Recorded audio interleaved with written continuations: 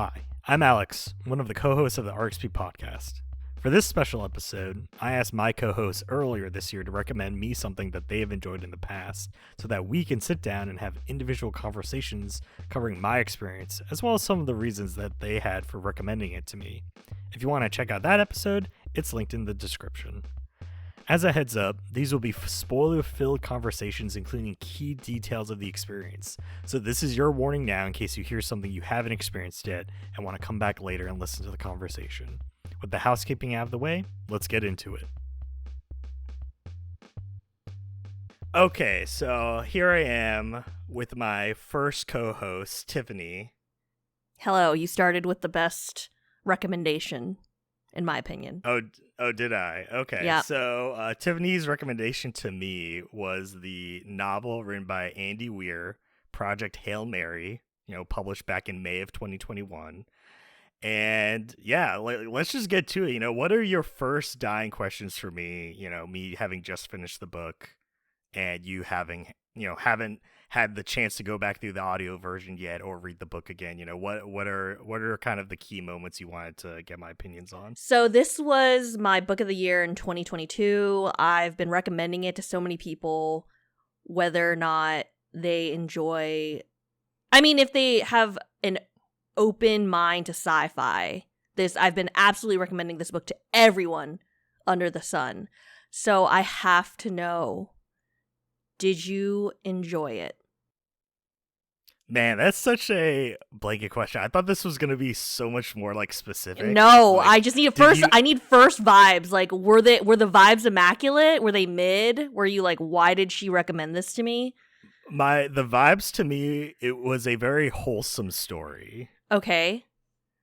And I think it definitely kind of undercut my expectations because whenever I think of sci-fi stories, right? Obviously, I don't read too many, but typically sci-fi stories end up being a little bit more darker. Or action adventure. Yeah, or action focused, because when you think about sci-fi, right, it's like going into the great unknown, traveling the galaxy or universe or the solar systems, and there's typically some sort of, very heavy tones undergoing, right? Because obviously, and this is present in this book as well, that Weir decided to kind of write about when the idea of, this is a one-way trip. He's searching, the main character is searching for an answer to humanity's crisis, and it's the idea that in the end he may succeed but at the cost of his own life. And I think despite that being kind of this undertone, right, and being pervasive throughout a lot of sci-fi, the fact that it was very wholesome, right, it was more of the science focused type of story, yes, with the kind of very positive ending / outcome, that I enjoyed it a lot more because there wasn't the normal tension, right? When I think sci-fi, I think, oh, there's gonna be monsters, there's gonna be hostility, right, as politics, kind of action, space politics, and this story ended up not really being about that, besides obviously the all the flashbacks and kind of lead up to where he ended up. And so I really enjoyed it just on that fact. I'd say as a story, it didn't take me by storm, but I think being a wholesome story and kind of not being your traditional sci-fi type of adventure, I enjoyed it for that aspect. Okay. So I, think there are elements to this book that I really enjoyed. I really liked the Amy Adams movie Arrival, which is based on a short story, I believe.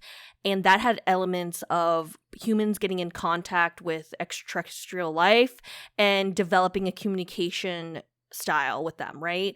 This book had that as well. First of all, were you expecting Rocky at all?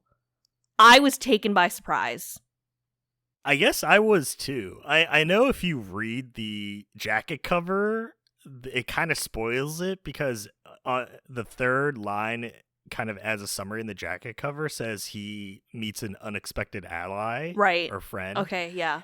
So I'd say like that's one of those things where I'm like, oh yeah, if you watch a trailer for something or read a synopsis, there might be some spoilers in there. I feel like it is present in the jacket cover, like inside jacket cover. Okay. It is there too, but I didn't read it. Like looking back on it, like Mhm. when I was kind of rewrapping the book, I did notice that. I'm like, oh, they kind of hint at he would meet something, out there. Yeah. And I think that added to the wholesomeness, right? Like him meeting this alien life form and then also at the same time somehow developing and like understanding and develop in understanding, but also develop a understanding of the way to interact with each other. Mhm. I don't know, because I kind of felt like, and they showed it a lot in Ryland Grace's kind of introduction and flashback sequences to be like, oh, this is kind of the reason why he ended up being selected or being part of the mission to go on this journey, in that,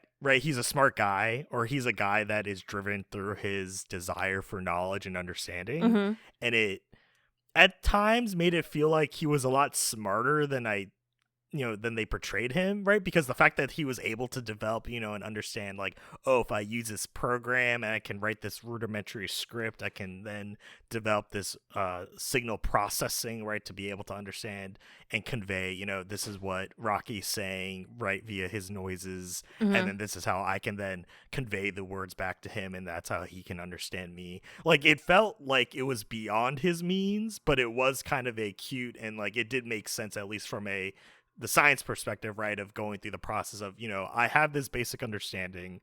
These are some tools I have. I can then develop something in order to create that language where we can communicate. But honestly, it also was very cool to see, right, because him being I guess more of the biology / like science guy, but not necessarily an engineer, and then Mm-hmm. Rocky being the engineer, like it was a match made in heaven, happens by happenstance that the one surviving Iridian from his ship was an engineer, so that they could work together in order to solve the problem. So it was definitely kind of a neat interaction there. I think Rocky almost stole the show. Like, his interactions with, is the main character's name Ryland? I don't remember. Yeah, Ryland Grace. Okay, Ryland. Dr. Ryland Grace. Yeah, Ryland. Like, their interactions were so good. Like, do you know that internet meme from Brooklyn Nine-Nine with Rosa that's like, the stoic ladies, like, I've known him for 5 minutes and I would kill everyone in this room and myself if anything were to happen to him. That is literally the feeling that I had with Rocky the entire time, Alex. I was waiting for the shoe to drop. I was waiting for Weir to murder Rocky, and I was going to throw the book across the room. Were you ever fearful of Rocky's life? Except, when towards the end, when you were kind of told to be fearful, but were you ever expecting them to be like ripped apart in like a horrible like situation? I mean, when they had the moment with the entry into the Adrian's atmosphere, right, in order to collect the samples of the Tamiba, right, the organism that eats the astrophage, Mm-hmm.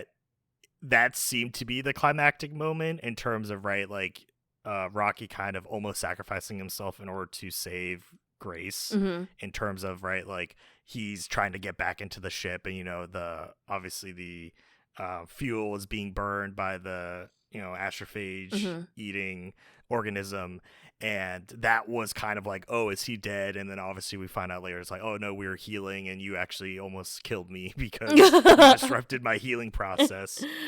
But no, I actually, because of how wholesome it was, especially towards the end, even though there's this kind of like second level of like, oh, he might expire or die because of the events that are happening, that I didn't think the story was set up. So honestly, I didn't expect it, but it would have been more of a surprise if it did happen. Okay, I think where I kind of got that terror from is because the beginning of the book reminded me of Planet of the Apes. He wakes up in an unknown area and like his comrades are dead. You know what I mean? Like, that is a vivid thing that it's like one of the first scenes that happens in the original like 1960s or whatever Planet of the Apes, and that's always scared the crap out of me. And that movie it also trying to turns to shit. So like this book like starting off like that, and then like coming together with Rocky, I was just like really fearful. But I was very glad that it was a happy ending. You know, one of the most vivid scenes, I think, for me, Alex, is where Rocky talks about how in his culture they watch each other sleep as as just a custom / a protective like family thing. I remember that. I read this book, it's been like 3 years, or I guess 2.5 years since I've read it, and I still think about that sometimes. It definitely, I think it's an interesting concept, right? Because obviously, you know, when you're creating an alien life form, right? Like, we have the humans, and as human beings, we understand kind of our just customs. societal norms. Yeah. Yeah. But when you have to create a brand new alien species, right? Like, the world is your oyster, you know, as a writer, he's able to kind of create whatever he wants. And also, maybe in part, right, there's this kind of idea that both this species living on that planet and our species are derived from the same kind of seed, right? Because we share the similar chemical compounds, and we also subsist off of the same elemental kind of structures. Mm-hmm. That there is a level of base connectedness we share with them, but then also he's able to kind of create these very unique and specific ideas and attributes where it's like, well, for us as humans, as we develop on Earth, it's very strange, but Yeah. I think there is a level of, you could see that, you know, what they do in terms of watching each other sleep is not that strange, maybe, right? Like, you can kind of reach that level of understanding, well, if they only sleep, at least in comparison to Earth years, I feel like it's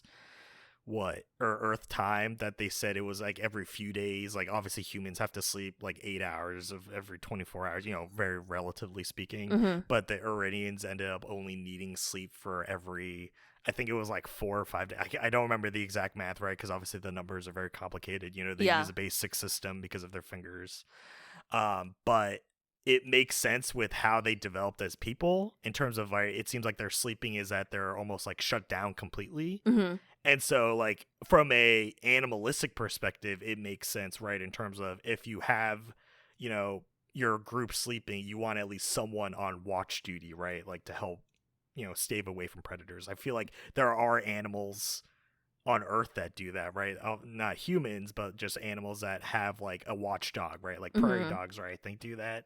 So, like, there are these like levels of, oh, it seems very strange to us, but you can kind of see how it could be derived to say, well, it makes sense, you know, as within our understanding of how life exists. I could see this being as a construct that appears. Yeah. So when you're going through are there any memorable moments for you? You know, considering, like, I remember, like, oh, it's our custom that we watch each other sleep.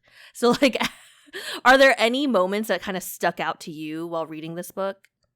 Yeah, I mean, I feel like a lot of it was in the past. You know, obviously the way this story was told, it's kind of a flashbacks between, you know, the lead up to him being launched in the ship, in the Hail Mary itself, but then also the present day of him working with Rocky, right, reaching the Tau Ceti planet, and then meeting Rocky, and then them kind of working through the problem, kind of solving for a resolution. That I actually enjoyed a lot of the flashbacks more than the present day stuff.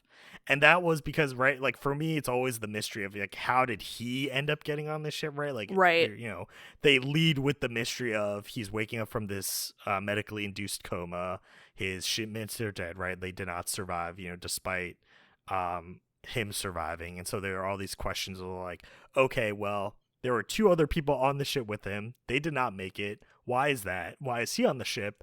And they tell this whole story kind of split in half with the flashbacks leading up to it. And for me, too, it was still that question of, why are they doing this, right? Like, I'm not, you know, a super fan of flashback storytelling. You know, I think it has its moment, right? If you want to, like, reveal something of, like, oh, just kidding, you'd think I didn't mention this, but in reality, I'm going to mention it now, and it's going to answer a lot of your questions you have leading up to this point. And in this case, you know, Weir decided, I'm going to split in half. And for me, it felt a little bit rough to get through, right? Because honestly, I got to the point where, especially before Grace meets Rocky, or like reaches the planet, and he's still in that like waking up phase. Mm-hmm. I did not like those parts, and I was actually reading to get to the flashback moments, because once I learned that there would be flashback storytelling, those were the parts that I was actually excited for. Like, I Wow. wanted to get to there. And so for me in particular, I really enjoyed him kind of the development of his relationship with Strat, right? And kind of that being the, like, you know, I guess I forget the title they give her, but essentially the sole like arbiter / like commander of this Project Hail Mary, Mm-hmm. and kind of seeing that like bounce like in between them, right? In terms of like, this is just a nobody school teacher who used to be in academia, wrote a paper, and that's why he was even on the radar. Mm-hmm. But then in reality, he's kind of a nobody. And then later, it's kind of the realization to be like, oh, just kidding. When we did the testing, you're technically one of the candidates. And because you've been here this whole time, I'm going to keep you around because you know everything, right? Like, I'm going to keep you around since you're essential to this mission potentially. And for me, I was a little bit scared that it was also going to turn slightly romantic. Okay. And I know it was hinted at, right? Because when he meets the other astronauts training for the program, they heavily hint that they believe it's a romantic relationship between him and her. Mm-hmm. And I was like, oh man, is this going to become a little bit contrived where it's like, oh, you know, she really doesn't want to send him on this mission, but he's the best one for the job, so she has to make a self-sacrifice to send him on the mission. And it kind of feels that way because they hint at it with one of the last lines that she has in the flashback before he actually gets induced into the coma and boards the Hail Mary, is that she has the line in particular where she's like, you know, it wasn't an easy choice for me to like make this decision. And it was like a slight hint at maybe there was something there romantically. No, but I didn't see it as that. That's kind of the end of it. And I was glad, right? Like, I didn't want that to be the case. And maybe, you know, not to say there'll be a sequel, because with how the time works, time dilation and everything, you know, everyone's dead, right? Everyone Yes. he knew when the ship launched is gone by the time he would return. But yeah, besides that, I just love kind of peeking into the past, like them kind of developing the scientific method of like, you know, doing the research, creating the ship, you know, even kind of getting the whole black panel installation right in order to be able to generate more astrophage to generate the fuel. Like, there's so many cool things that I liked about what happened on Earth that even though I did enjoy kind of Grace's interactions with Rocky, it was more the flashbacks that kind of carried me through the story. That's crazy. I was like all in on Rocky and Ryland. I was like, bros forever. Honestly, the ending seemed very bittersweet too. Like, I think I'm really glad that Ryland ended up saving Rocky, but I think back to literally how he's now like in a bubble on their planet, like teaching like the next generation. Honestly, I immediately thought of Sandy from SpongeBob, like how she lives in her dome. Like, that's exactly what I thought of when he explained. It's like, they made it clear, but sometimes I shine light outside, but it's pitch black, so I can only maybe see one Iridian walking, but that's it. Like, I just thought of like that kind of like domed underwater civilization. Now that you mention it, I literally like that's now what I see. Like, I didn't even think about that. So, and especially with the entrance, like even Sandy's dome has like an airlock type of entryway. Yeah. Where it's like you walk in and then the water gets flushed out of that, you know, airlock room, and then you walk into her air like oxygenated thing. I'm like, wow, this is exactly like, it was such a easy image to be like, I'm having a hard time imagining everything else in this story because I just don't understand planets and atmospheres and like everything that's going on. But this I get. I understand so much. So what did you imagine Rocky to look like? So I know we get a description, and I'm not actually much of a visual like visualization or visualizer when I read, but when I imagined Rocky, I actually did imagine Rocky. I literally imagined basically a rock crab, like a rock spider. I don't even know how to explain it. Like, what? Yeah, I mean, I think as simple as that, right? They kind of explain it where he's very kind of like he's obviously a mineral based like life form. They even talked about a lot of his chemical composition is inorganic material. Mm-hmm. So he's essentially like a rock, and then he has 5 appendages, like 5 arms. Oh, he has 5. See, I gave him Yeah. more. Well, they say he has 5. Yeah, I know they did. Yeah, I probably like- just like flew past that. I mean, they actually do note it a lot to be like, 3 of his arms, like towards the end, right? They're like 3 of his arms are okay, but 2 look badly damaged, and he's Right. kind of like only using 3 of his arms towards the end of the story. But yeah, no, I kind of pictured it a rock with legs, and then maybe he has like a thing at the top of his head or like back, basically like his body. That's like a small kind of like extra rock, but then it has like ventilation on it. Because Okay. I know they explained the one time where he was trying to save him after the incident with Rocky leaving his atmosphere to help Grace, that he had like smoke kind of Coming up. collecting, Yes. like, yeah. That I'm kind of like, oh, does he have like one blowhole? like, smokes? Yeah, he's got like a smokestack on the very top of him. Otherwise, he's just like, oh, a circular rock thing with arms coming out. I don't know. It's definitely super interesting that that's how they described it. I mean, from how they describe the atmosphere, it also makes sense. I know kind of towards the back page or one of the like credit, or I forget what they call it, but like the credits or acknowledgments, that he did consult with scientists about like certain elements. And I feel like, is this something he consulted someone on to be like, if I made a life form that was like mostly inorganic material, like how would they operate? Yeah. And to me, it also made it seem like, is Rocky like an engine? Oh, Like, is he yeah. like an internal combustion engine where he's just kind of this like big, like chunky thing Yeah. that like needs like airflow, but then obviously is like looks very innocuous. It's like if you saw that out in the environment, if you didn't see the legs, you'd just be like, oh, that's a rock. Yeah, like, a boulder. Like, I'm not gonna worry about that. Yeah. It's a boulder.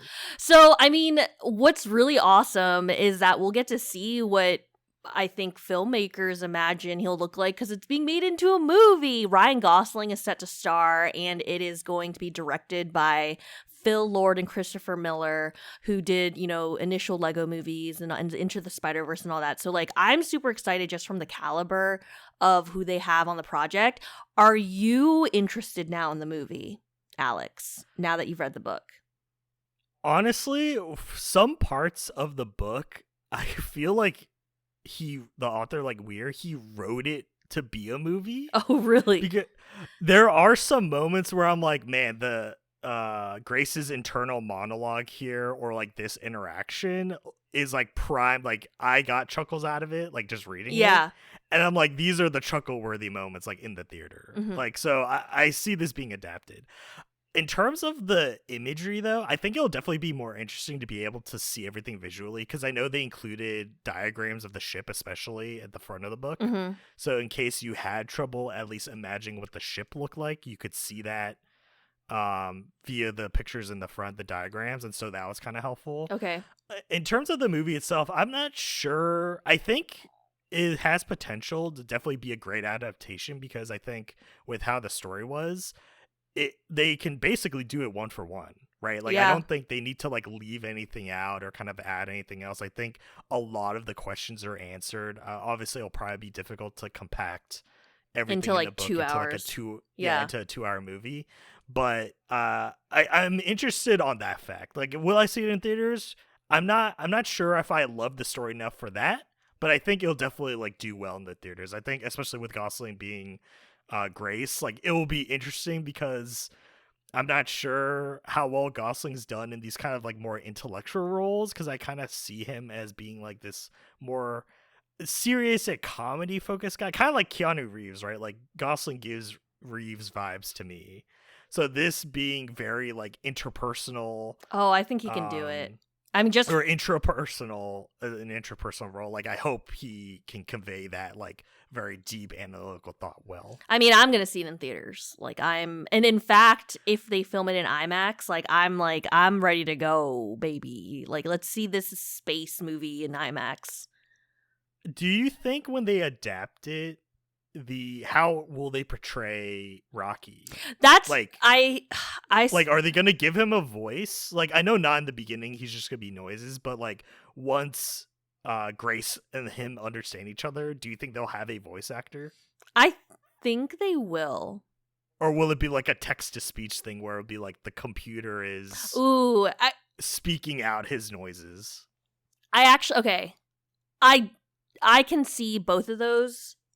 I imagine that either Ryan got or like the character, Ryland's character is gonna imagine that's the voice that he has, or it's literally gonna be like a Siri or Bixby voice. If they use AI an voice. actor, who do you want to be the voice actor? Oh, Rocky? obviously the guy who voices Baymax. That would be my pick. Oh. So like in that same sound, well, that's what I'm saying, because it gets to the point where Grace understands Rocky, like without the need of the computer. Yeah. So then will it be Grace then just parroting hearing that back voice actor's voice in his head? Or will it be like, do you think they'll do a combination of it'll be text to speech and then eventually it'll just be that voice actor's voice just directly in his mind kind of thing? I think directly in his mind kind of thing. I think Baymax's voice would be hilarious. Yeah. I do want to know with the Rocky especially, I don't know if you notice in the final chapter, right, when they describe him being in that bubble world on the Iridian home planet, that both the chapter is labeled in Iridian language. He changes the text, instead of like saying chapter 30, it's chapter 30 but in the Iridian numbers. Okay. I thought that was a really neat like change, because it's like, oh, now he's on the Iridian planet, which I did not expect him like be living on the planet itself. Yeah. So I thought that was a really fun thing. But then also when he talks to Rocky and Rocky gives him the news of like, oh, your solar system's sun is back to normal, like it's at max luminance again, that all of Rocky's translations are in perfect English. Oh yeah. So it's not like the broken kind of like, or like weirdly amalgamated English, but I'm like, oh, this is even more evidence of like their communication being perfected. And I really love that like detail too, of like, oh, he's on the Iridian home planet and then him and Rocky like fully understand each other and the English is perfect. Like I thought that was a great like capstone to their relationship. Yeah, I don't think I probably did notice the chapter change. I don't remember that off the top of my head though, but I think I definitely recall the transition to his ability to speak English. I just love this book. So obviously main question, this is a recommended experience podcast, Alex. Like I recommended this book to you. I recommended this book to Matt. Like, would you recommend this book to another person? I think yes, but it comes with a caveat of if you enjoy science. I don't think this is a book for everybody, because a lot of this relies on having kind of a base understanding of biology, because I think a lot of the effective storytelling is how they go about solving this problem via biology. And me having such a high interest in biology, especially when I was in high school, like I love this, the idea that it gets to the point where obviously they're trying to figure out, oh, there is something causing the astrophage to disappear. Mm-hmm. Why is that? Them determining, oh, it's because there is a predator of astrophage, and then them reaching the conclusion, okay, so we have a predator of astrophage, but how do we actually bring it back home, / also how do we breed it so that it can survive? And then them going through that process of, oh, well, we have to understand we can't just take this predator and bring it and transport it in a tube back home and then it'll work, right? Because obviously the conditions are different. And so they have to go through this method of like, we have to breed more resilient Talmiba, as they come to call it, over many generations, right? It takes months and months of breeding these multiple generations to finally get a resilient generation in order to survive the atmospheric conditions of their other planets in order to kill all the astrophage.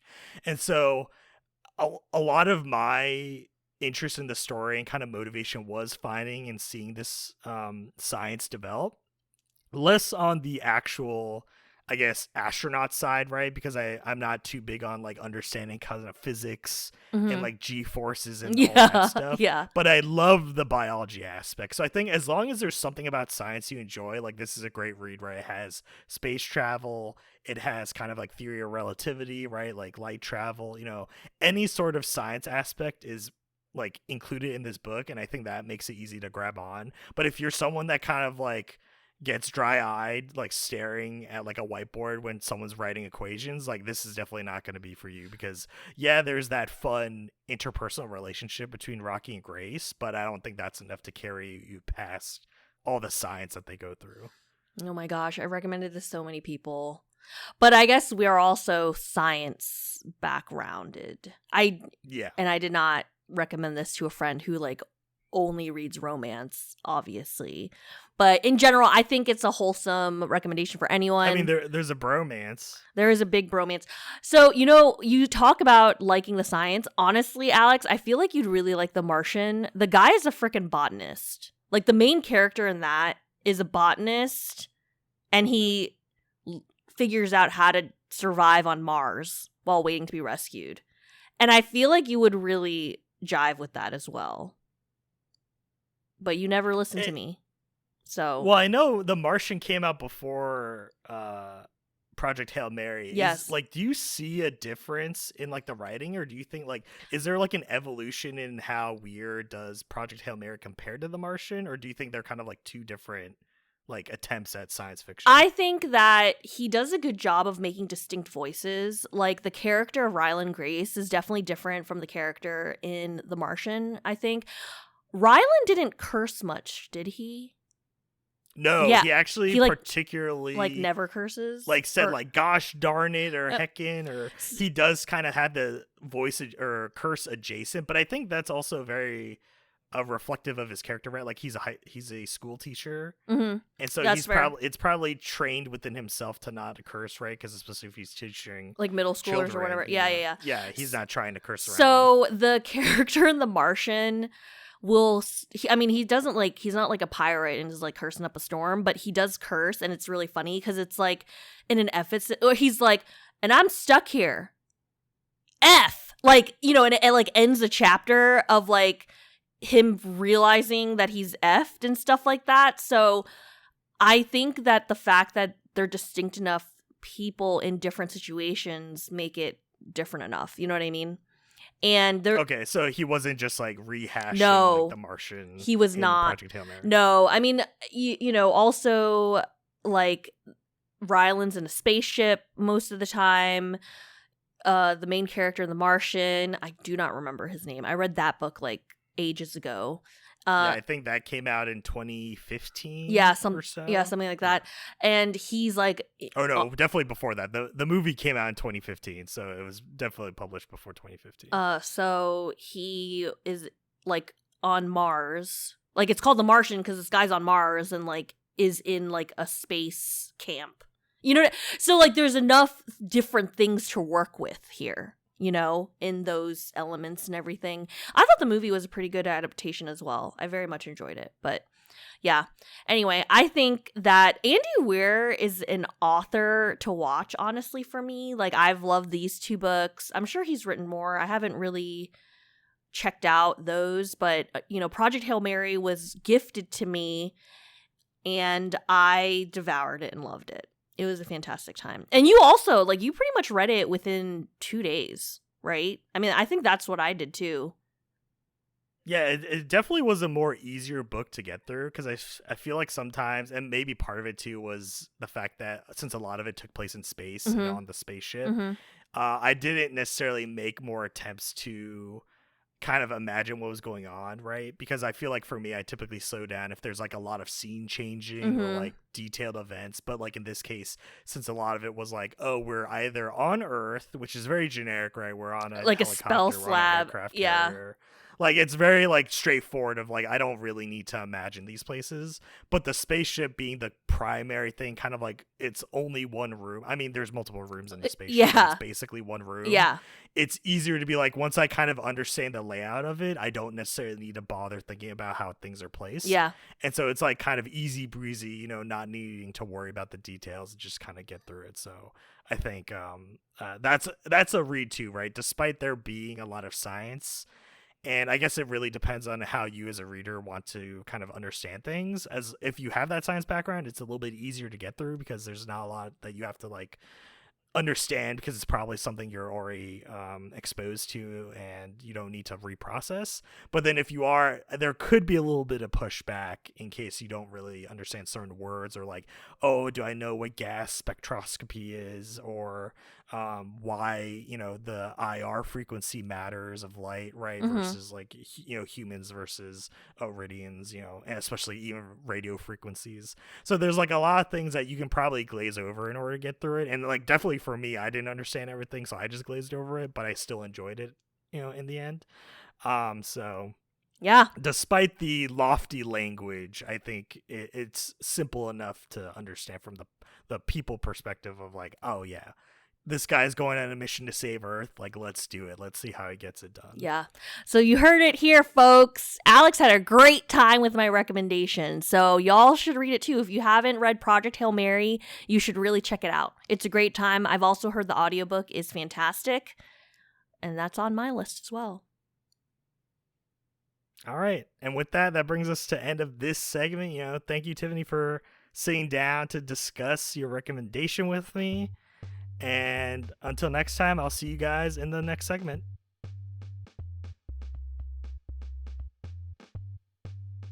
Welcome back. I am here now with Yasser. Yasser, how are you doing today?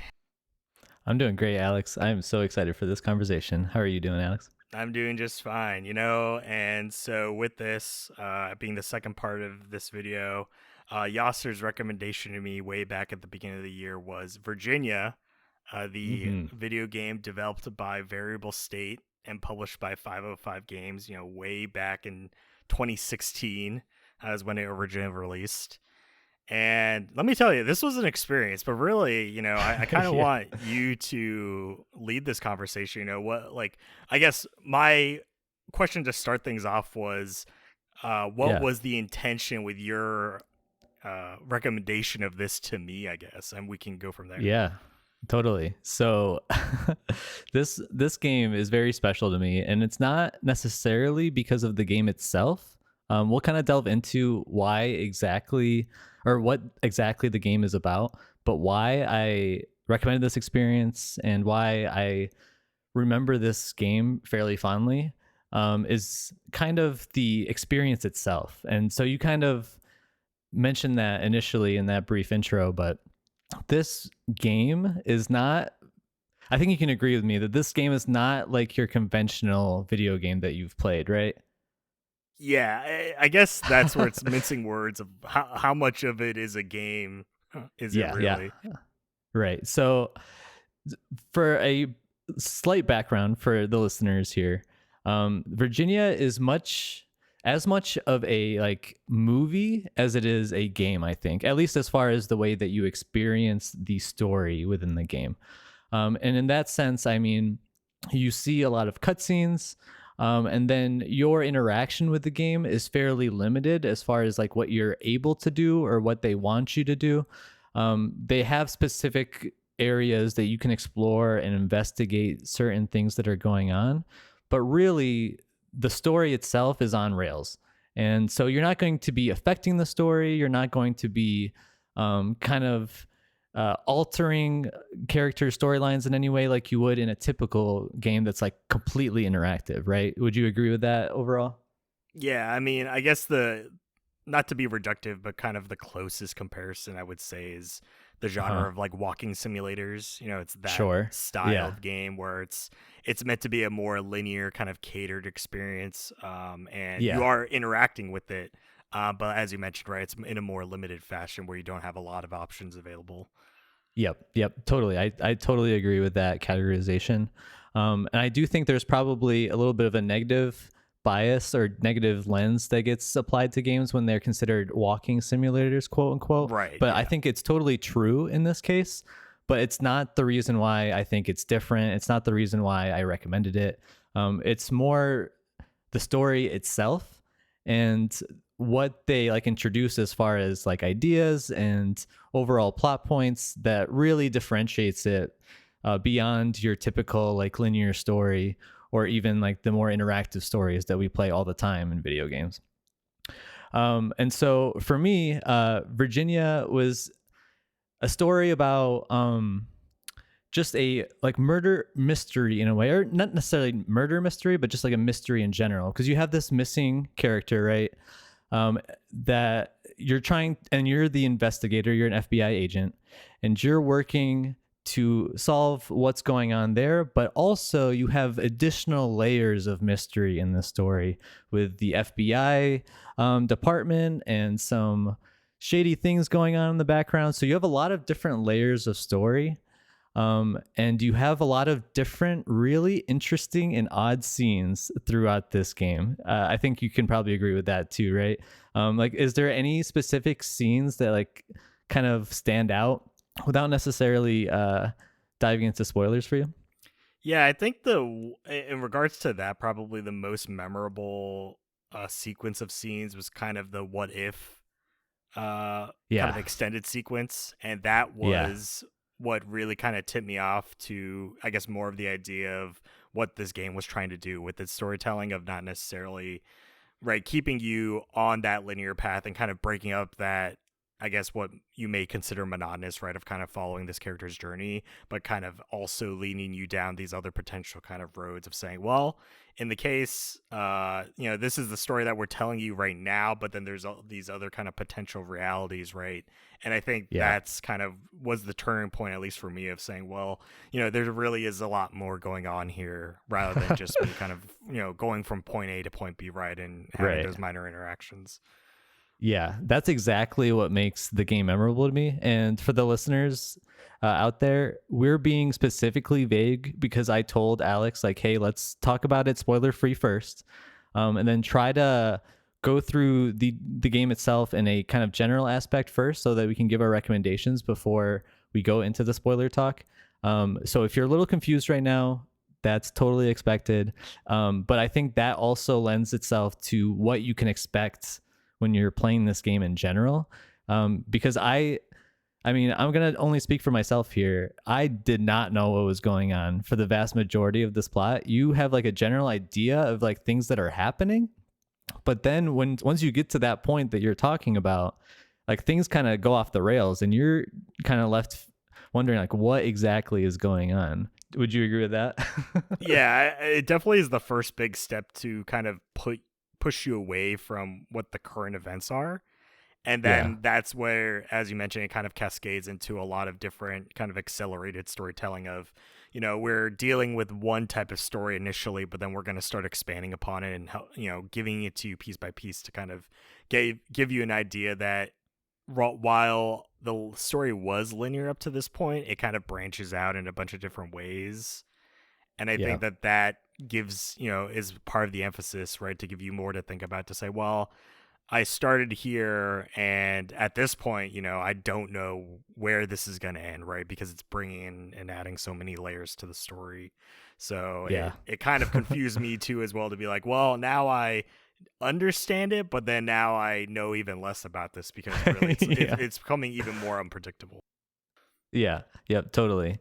And so for a little bit more background on this game, it is very short. It's Alex finished it in 2 hours, and I think that's pretty much the norm.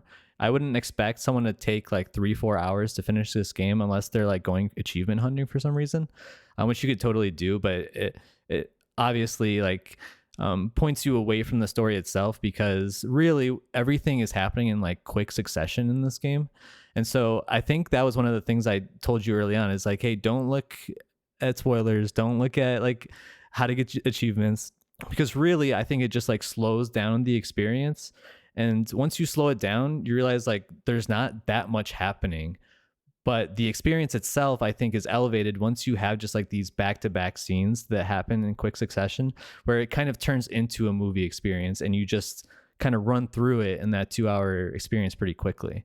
And I think that also makes it very accessible in a lot of ways, because you don't obviously have to spend too much time, right?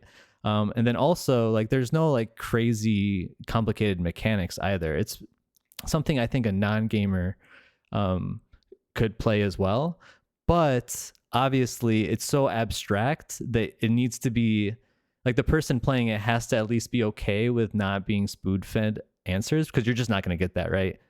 Like, would you recommend this to like Tiffany, for example? I would say probably not, right? Yeah, I think that's where it kind of draws a funny line of, as an experience, I mean, I think something along these lines she would enjoy, because she has played other things like in this similar vein, right? I know it's not a conversation about it, but stuff like The Unfinished Swan, and Unpacking. So there are kind of those games out there that are also similar in this kind of, I guess, more minimalist way of giving you this story and not necessarily giving you all the details, but kind of giving you a little bit of wiggle room of saying, well, we're not just going to hand you everything, right? Like, right, as you mentioned, it's not literally a movie. There is some interaction required, right, to get to the next scene. But also at the same time, right, it is abstract in that way to say, well, even if we're going to ask you to do something, it might not always be the exact obvious thing, right? You're going to have to play around with it. And that lends you, right, as you mentioned, this is a game, there is exploration there, right? You're supposed to be taking in everything that the developers have put in front of you. And I think that added to that kind of experience of saying, well, this is a movie-like experience. I ended up taking like a little break kind of halfway through it. So I didn't get that 2 hours straight through, right? I didn't like watch this like a full movie. I did have a small intermission period. But getting through it and kind of being able to just walk through some of the places and not necessarily just get to that next point to progress the story, but to be able to kind of meander about a little bit gave me a little bit more time to kind of consider, well, I know this is kind of what the story is hinting at, but maybe there is something in the environment. And sometimes there was nothing, right? Like, I'm just in a area. True. And it's not necessarily meant to be this hard-hitting, descriptive kind of presentation of an important detail, but it's also at the same time kind of giving you those breaks, right? Because if you are kind of blasting through it, or not necessarily blasting, but going through it at a regular pace, you understand this isn't meant to be that important, but once you get to this next section, it is. And so it kind of helps you along that way. Yeah, no, I totally agree. And I think there are specific areas. When I played it the first time, I was like, okay, I need a break now, because like there's a lot going on. And I just need to like kind of go grab some water, kind of maybe eat whatever I need to do, and then kind of come back to it and see what's going to happen next. Because there's definitely a lot of things that they throw at you. And then there's like those like calmer moments as well. It's like, okay, this might be a good time for a little break. So I think you could definitely do it either way.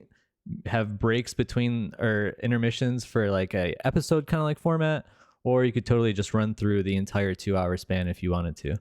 I do want to get into the nitty gritty here soon, because it's really a short game. There's not really too much to kind of really talk about without going into some of those details. So before we do that, before we get into full spoiler territory, I just want to get your overall thoughts on the game. Obviously this is not like some huge open world game. It is a much more contained experience. And like we already have said, it is pretty abstract. So I'm just interested and curious what your overall thoughts were, and like who you think would enjoy this type of game the most. Man, I mean, when I booted it up and then when I got through to the end, I definitely did not have any expectation of what you recommended me, right? I know obviously I saw like the Steam page and I saw, this was a BAFTA award nominated game, right? So, it kind of leans. You see that. Yeah. But you also see like side by side, you see mixed reviews, right? So like you're going in and you don't really know what to expect because of that, I'd imagine, right? Right. So it kind of leans into that this is going to be divisive, I guess, in that way of saying, Yeah. well, if it's, I guess, artsy enough to be in that kind of pedigree of nominated titles, but then also kind of the regular player, right, has this average opinion about, it's not necessarily something that's probably going to cater to a lot of people. Right. But kind of going through it, I would say definitely if you're someone that is looking for something in games that isn't traditionally a game, I think that's where this excels.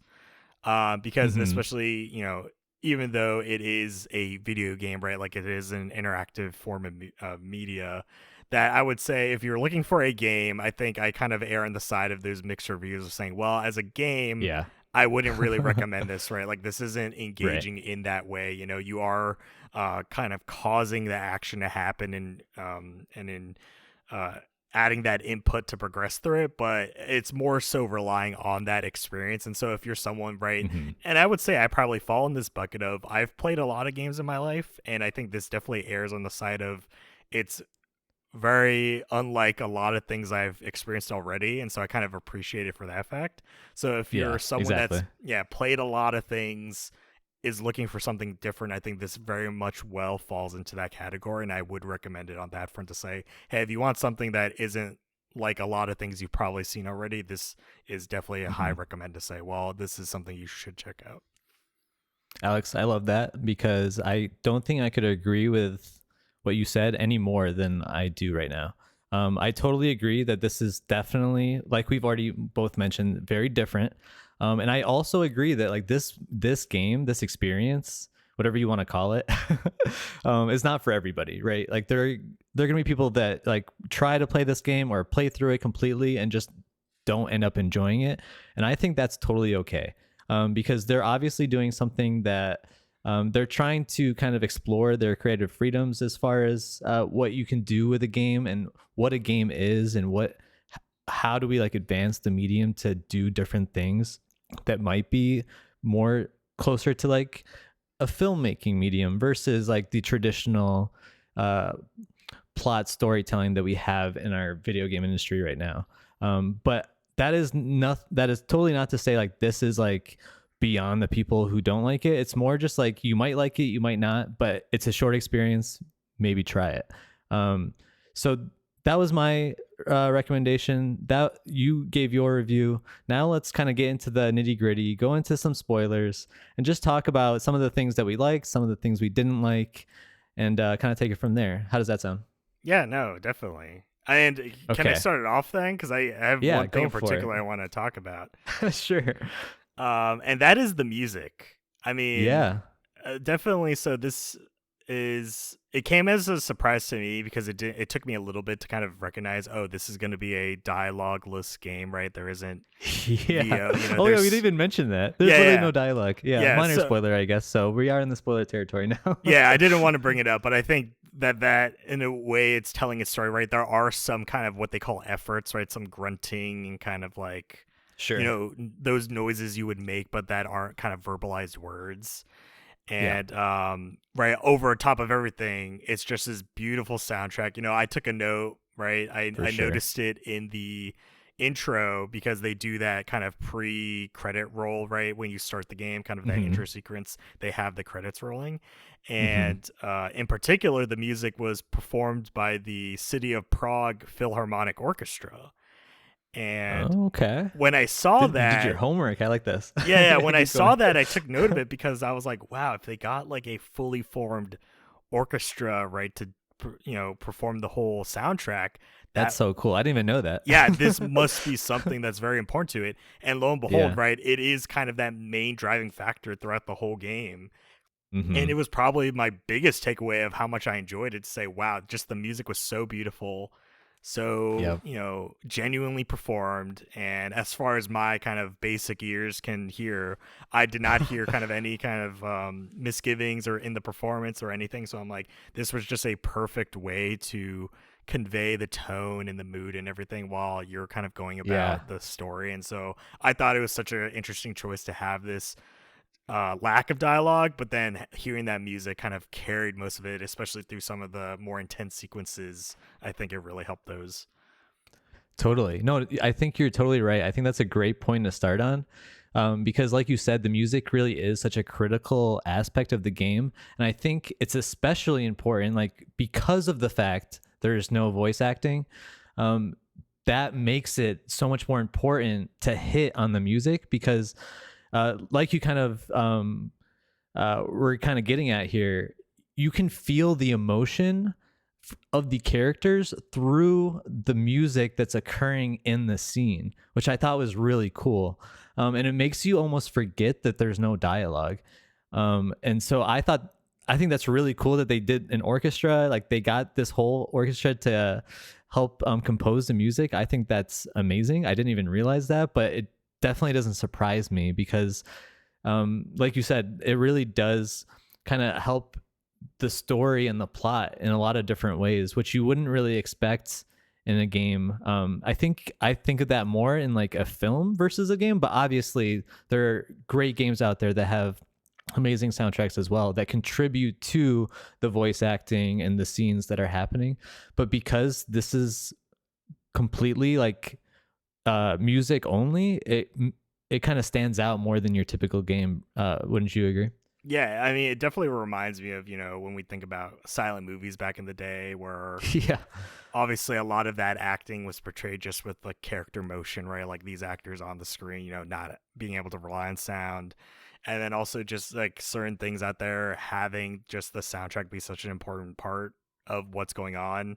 And also the fact that it starts from the very beginning, right? Like you start and go through those credits and the music is going, and that's where I took note, oh wow, this is definitely beautiful music.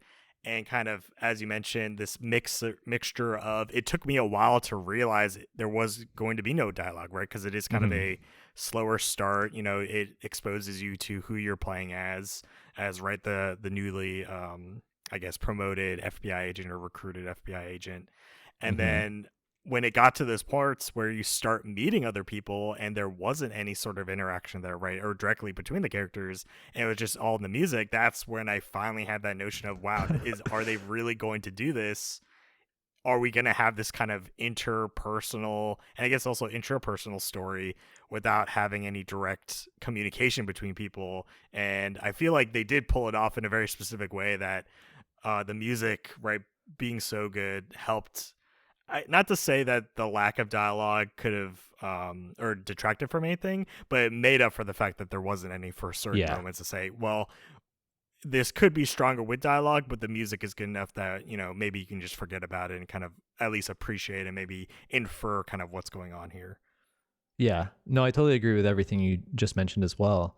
I'm really curious if it was like a specific like dev decision to not have that, or if it was just like, obviously this is an indie studio, they didn't have that many resources, so they just didn't think that they could have the like in their budget a cast of voice actors. But to me, it was kind of striking in a way that I didn't notice it for a little while, kind of like what you were saying. Like you didn't notice it in the initial scenes, but once you got like a little bit further in, you started to notice it more. I feel like I didn't notice it until I was like maybe a half an hour, 45 minutes in the game, because of the fact that there is this overarching music that kind of helps push the storyline forward. And it was a little bit of a surprise to me the first time I played it, because a lot of times when I see these games where I'm just constantly reading through text, it kind of detracts from it a little bit, in the sense that it would be cool to have voice actors for this text. But in the case of this game, there's not even written dialogue, right? Unless I'm misremembering. It's just totally just non-dialogue. And so you're just left trying to connect what is actually happening through the music and through the performances of the like animations. Am I remembering that right? Yeah, there is an interesting thing. If there is a subtitle setting, so if you enable it, it's kind of like closed caption subtitles. Yeah. So yeah, it doesn't have like direct dialogue, but it does kind of point out certain particular things like in the sound for you. So I did have that enabled, right? Because obviously when I started the game, I always go to the options. And when I saw the subtitle option, I'm like, oh, of course I turn on. Like I always have subtitles on. I turned that on too. Yeah. And so when I had that on, and then I was playing the game, and I saw, it obviously had like, light music or like twittering or things like that kind of in the background. It it didn't make sense even with that of saying, well, I know kind of the beginning opens up with you by yourself and kind of this whirlwind of going through the promotion scene and right and getting your first assignment. And it wasn't until kind of that first assignment part is where I realized, oh, this was going to be something that didn't have dialogue, because everything else, at least with how they presented the story, made sense of like, oh yeah, you don't necessarily need dialogue. Yeah. I don't need to hear people talking right now. Like, this is kind of my internalization of what's happening as me as a character. And until it slowed down, and then we kind of got into those more intimate moments, and that's where kind of even having these subtitles there of noting particular things of, maybe like a shuffling noise or kind of like a squeak or something in the background, that it would have that, but at the same time these things are part of all the sounds and mostly just the music going on. And so it really, I think, didn't really detract or add anything or maybe remind me that there wasn't any dialogue, but it at least helped to say, well, at least there is some form of subtitle. It is an interesting take. You mentioned, who knows, or I didn't look up anything, but the idea that was this more of a budgetary thing or creative decision. And I feel like, not to say it's a blessing or a curse, but it is an interesting question that we still have that, right? Kind of even after having gone through this experience that we don't know, that's with how it pans out and how it ends. It's hard to say of, do they mean it to be the best or not? Yeah. Do they mean it to be as ambiguous as it is? Or was it kind of like, let's just, shore up the lack of dialogue with this great soundtrack? So I really don't know. Yeah, I'm with you there. I think it could have worked well with dialogue, but I think they really did play to their strengths without the dialogue. And because of that, it made it so it wasn't really a detraction, like you said. And so I think that's a great starting point, and I'm glad you brought that up. A quick intermission for settings, since you brought that up. The first time I played it was on my Xbox. And the second time I played it again recently, just to kind of get refreshed a little bit before this discussion, I played it on my PC instead. And in both times, I noticed that it was 30 FPS by default. And on Xbox, you're kind of stuck. I assume this is probably true on any console or like mobile experience. You're probably stuck to that 30 FPS default. But on Steam, there was the option to uncap it. And obviously me, like, I hate 30 FPS. So like I immediately uncapped that. That was one of the things I remembered about the gameplay the first time around, is it felt a little bit jagged because it's 30 FPS. But they think of it more as like a cinematic experience close to the 24 FPS that we see in cinemas and like films in general. And so is that something that you touched as well, or did you keep it at the default 30 FPS? Just curious. Yeah, no, I did notice that, and I saw when I tried to change it, it did have that kind of warning message to be like, oh, just for your consideration, we kind of designed it to be experienced at the 30 FPS setting. So I actually kept it at 30 FPS. Oh, okay. I'm also of the ilk like you, where I would prefer it to be a higher frame rate if possible. So I don't know. I never ended up toggling it to 60 because I played it at 30. Part of the reason I took a break was because I was playing it at 30, because I'll be honest, I got a little bit of a headache playing through it at 30 FPS. And this isn't to say like it's ugly or it performs poorly, right? Because obviously I could run it at a higher frame rate on my PC, but I did want to honor kind of the creator's intent, right? Like typically with games, when the developers kind of have default settings, I try to stick with them as much as possible, like normal difficulty, certain sensitivities with things, like is it tapping a button like during a mashing sequence, or do you hold it, right? I try to keep it as default as possible, and so with this I wanted to keep it like that because I wanted to have that. If they intended this to be at 30 FPS, to, as you mentioned, get to the more movie-like feel, I wanted to have that experience. On the flip side, playing it does make it a little bit more difficult, but at least from the entire experience in retrospect, it does make more sense to be at 30 FPS because of what it's going for in terms of, right, this isn't, a Twitch shooter where you need to be super accurate or responsive with things. Definitely. Yeah, I love that take, honestly, because there are a lot of design decisions that, like, when you do change it, it obviously changes the impact of the gameplay. I think that button mashing is a great example because, like, obviously for accessibility reasons, it's not great, but button mashing and just like pressing the button once or holding it is a totally different experience. And I think I noticed this the most. This is a very quick side note, but I noticed this the most on Last of Us, where they had the accessibility setting where you can just hold now instead of like mashing it, and I hated it. Like I thought, like, this is way easier, but it really does add to the immersion when you're just like slamming a button constantly because a clicker is about to kill you. So I went back and was like, you know what, devs, you totally had it right, but I love that it's an accessibility option. I think I feel the same way about the setting here, where you have the option. I personally turned it off the second time around because I like just like a smooth experience for gameplay moments. But I totally agree. Like if you keep it at 30 FPS, you're still going to have a good time. Maybe take additional breaks so that your eyes don't hate you. That's what I'll say there. But okay, let's get into the actual like story itself, because there's a lot to kind of unpack, and obviously we're not going to unpack all of it, but I'm going to kind of go through why I recommended this game in the first place. Obviously the stuff that we talked about all is great and part of the reason why this was a very memorable game for me. But the other aspect of it that really has it stand out for me is how abstract it was. It really was very reminiscent to me with a lot of the other like media experiences outside of gaming that also are much more abstract in their storytelling. So when I say that, I'm talking like Matrix, where they have you like question what is reality, like what does reality even mean, what's real. Lost, where you like they have you question like where exactly are they, like is this actually an island, is it not? Inception, where you're kind of thinking like, okay, are they in the dream world? Are they in the real world? You don't know at any given moment. All these kind of stories, they don't necessarily spoon feed you answers, but really kind of have you think more through the plot and kind of come up with your own conclusions.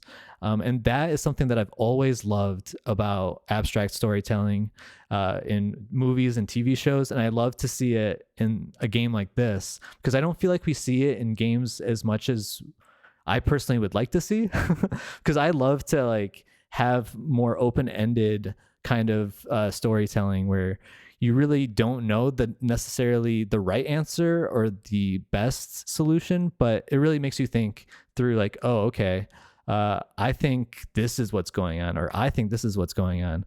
And you could probably do that for hours in this game. But obviously not everyone loves that. So I'm curious what you thought of the story, and what did you think overall? Like, what did you think actually was going on? Is what I think we should get started, or start with, as far as the story is concerned. Yeah, I think it definitely, just to hit on the kind of open-endedness of it, I think part of the issue with a lot of other things that we don't, and a reason why we don't see it in media as much, right, is typically these things get serialized, right? They get sequels, they get trequels, they get some sort of follow-up, and so it's harder to leave them open-ended if they have a plan to want to continue the story, whereas something like Virginia, right, it is completely open-ended, as you mentioned. It doesn't have a definite answer to most of its questions, right, that it raises. And so that's kind of like my interpretation is that it really does come down to them wanting to leave every kind of idea open. There's like very few certainties in this story at all, which, you know, to me, it kind of gets on the wrong side of my personality, because I do like the finality in things. And so the fact that it has so many kind of, hey, it's whatever you want to interpret this to me type of idea, it's harder to swallow. But at the same time, I do think that it leaves it open to kind of keep the mystery alive, because part of and what I was hinting at before we started talking about spoilers, the part I was talking about was the, I guess, future of the character. So you play when as they're in the jail cell, right? Was it during the GSO or was it before? Because it was so basically when she started thinking about the possibilities of her job. Yeah, and so I think how that started was they were in a jail cell, and she had the envelope with like the drug in it, you know, like that little like stamp looking thing. Yeah. it's supposed to be like some sort of hallucinogenic. And so she takes that and then she goes through like what would happen if she just totally ratted out this person. Oh, I and guess then that tried was to a make part it of up that. Yeah, into the ranks. Yeah, I remember the kind of cultist room and everything. Oh, so I guess that was a part of that sequence. Yeah. So when she was continuing the what if scenario during this hallucinogenic period of saying, if I eventually worked my way up to becoming the FBI director, what would I have to do to get there?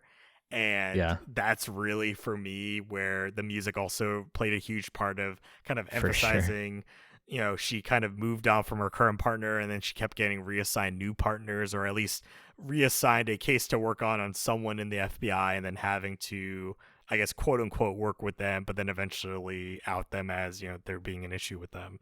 And so it was such a journey, because that's where it really was a rush for me to be like, oh man, is this how it ends? But then obviously we kind of snap back, and then it goes down another path, right? Like with the case that they're working on about the missing person. And just so many of these, I could not expect this to be talked about.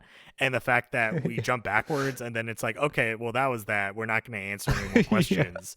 And then we're now going to show you this other crazy thing. And it's like, oh my God, what's happening? But at the same time, I think I liked it because, and I mentioned this in other episodes of the podcast where I typically don't try to predict the endings of things, right? Like I want to be on that journey. And I think this being a mystery story, it helped in that I wasn't trying to solve it, right? Because there wasn't going to be a solution, for better or for worse. And so I was able to just enjoy every experience and be like, man, we're really doing this. I'm like, what's even happening with this family? Why did the person go missing in the first place? And they hint at it, but that's also not exact, like 100% answered. And so it's like, oh, it's heavily implied. These are the events that occurred leading up to that moment, but we're not going to actually give you it, right? Because we're just going to kind of show it to you from one perspective. And so, overall, and did you notice like that did you notice the missing person in the final scene? Oh yeah. When when the car drives by and he's walking on the street, that was the missing person. But But was that actually him? Yeah, that was supposed to be him. I'm pretty sure that was him. Like that character's face is. So another thing for our listeners, if you haven't played this, like this is a very like low definition art style. Like it's not like high fidelity in any way. It's more of like a comic book / like very artsy kind of graphics. I don't know what instead. you're saying, so, man. I played it at 2K resolution. It looked great. No, the resolution's great. Like it's not that it's blurry. It's more just like I'm saying you couldn't tell that was the missing guy because like obviously there's not enough features on his face to make it like definitive. Like, oh yeah, that's definitely him. But that was him, and so that's why I bring it up. Is just more in that. It wasn't that you weren't paying attention, but rather this is just like the art style where it's kind of hard to tell if that's him because you just see him for like a split second, maybe 1 second total, and then he's off the scene and then it's over. And so at that point, it's like, wait, what does this even mean? How are they driving past him? Are they dead? Is he dead? Is this like an alternate reality? What's even going on? But yeah, that's exactly what I love about it is you go through these like weird, crazy scenes, like absolutely crazy scenes. We didn't even go through and talk about some of the wild scenes. Like we have buffaloes in the middle of various very weird rooms, like churches, and just like a buffalo shows up in her bedroom. There's a lot of crazy stuff going on for the people who haven't played this game. Trust me, it's a trip. And so that's what I personally loved about it is like you have these like crazy scenes back to back where you have no idea necessarily what's going on. But there is an overall story that they're trying to tell. They had a vision for exactly what they were trying to say is going on, but that vision is obviously not clear, because Alex is going to have a definition of what happened, and I'm going to have a completely different definition. And then if you go online and try to figure out, hey, like what happened to Virginia? Everyone has different answers. And that's kind of what I love about it. But that's exactly why I don't think it's a game for everybody or an experience for everybody. Because I know of a lot of people who hate open-ended endings or just open-ended stories in general where they can't understand what or follow what's going on. It like gives them anxiety, or it just straight up pisses them off when they don't know the answer at the end. So it's obviously not for those people. I think you could agree. But if you are open to like crazy abstract stories and scenes, I think it's a lot of fun. And that's what really had it stand out for me, is the fact that you might be thinking at the end of the game, like, hey, what just happened? I might need to look this up. Did you like even have that thought? Like, see what everyone else thought actually happened? No, the boy definitely became the buffalo. That's the definitive answer. You think so? Okay, that's definitely not like, that's one of the first times I'm hearing that, but I think that's really cool. So tell me a little bit more if you can, or is that like kind of an abstract final thought? No, I mean, I think it's definitely the game leans into a lot of symbolism. I did end up looking up to see For if there sure. were A lot of definitive symbolism. answers, and seeing that it seemed like the takeaways were the developers wanted it to be more abstract, and it's kind of whatever you think it is. Right. And so me kind of looking back and even now remembering things that happened right with the buffalo appearing, at the gas station, in her room, on the road, and even also what is happening at the observatory, right? Like with the townspeople going there, and then the police, blocking you from entering the observatory despite the fact that you're an FBI agent.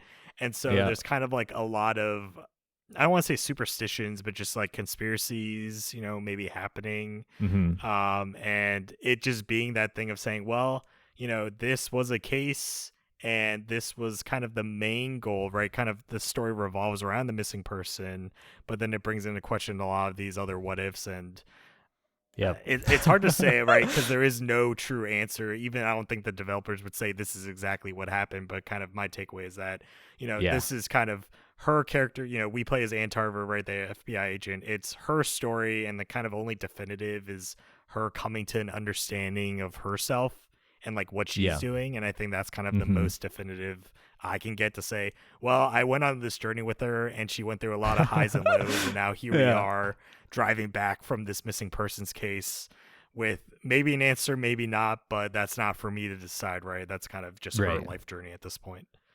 Exactly. It really did remind me of Christopher Nolan's recent answer to a question he gets about Inception. It's like, were they really dreaming? Did the top topple over? And he always says, like, the point is you're not supposed to know. Like, there is no answer of if it topples over or not, because that's not for the movie to tell you. It's for you to kind of make that decision. And like I said, some people love that, some people hate it. I'm one of the people who love that kind of storytelling.